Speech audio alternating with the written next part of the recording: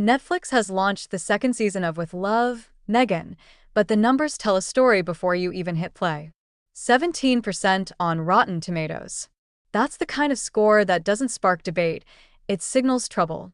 Viewers expecting a lively lifestyle series filled with charm and personality are instead walking into something slow, predictable, and strangely lifeless. The criticism is sharp. One review described the experience in a way that almost feels too accurate. They said if you look at lifestyle programming as a soothing background filler, then you might be fine muting the critics and sinking into the couch as these hours pass like soft fluff. That image captures the problem.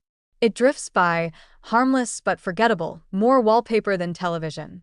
Another critic didn't hold back, pointing out that the show needs real presence to hold attention, and Meghan Markle isn't that presence. Instead of authority or charisma, she offers sweetness that feels forced and wholesomeness that feels empty. The delivery has no edge, no spark, and no pull. Season 2 only deepens the frustration. Instead of changing course, it looks like a replay of Season 1. No new ideas, no fresh twists. One reviewer joked that the biggest mystery isn't about Meghan's projects or insights, it's whether she has locked Prince Harry in the pantry. That joke lands because it highlights how stale and repetitive the structure has become. Audiences can't shake the sense that nothing meaningful is happening, episode after episode. The royal background adds another layer to the conversation. Some argue that her years in the royal machine explain the calculated blandness. Life behind palace walls meant living under constant management and careful image control. So when she steps into a Netflix format, the result is predictable. Staged moments, safe choices, and television that refuses to take risks. That context may explain why the show feels this way, but explanation doesn't equal entertainment. The end product still drags, and viewers feel that weight. The disconnect is clear. Meghan Markle carries global name recognition. She draws attention with headlines and interviews, and Netflix likely banked on that pulling power. But when the spotlight shifts from her name to her ability to hold a program together, the gap becomes obvious. Charisma isn't built on status. Audiences want presence, humor, or insight. Without that, celebrity becomes a hollow shell.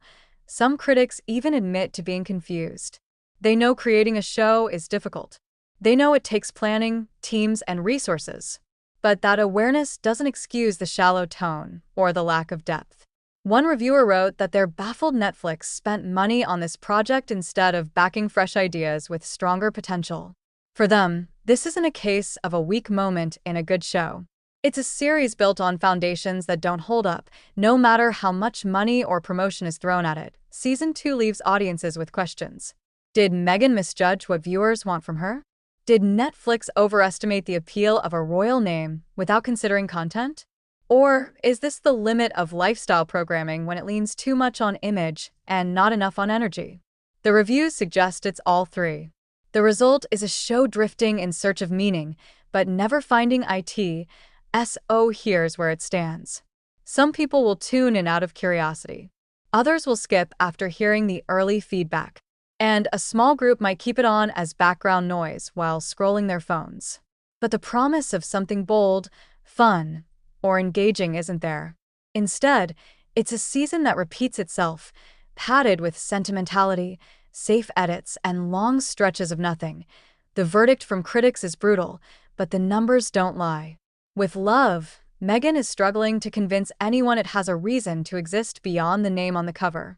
Whether you think that's unfair or accurate depends on what you expect from Meghan Markle. Do you want star power strong enough to carry a show? Or are you fine with polished blandness dressed up as programming? That's the debate now. Did Season 2 miss the chance to grow? Or did it prove that it was never meant to work in the first place? You tell me, is this Netflix's misstep, Meghan's, or both?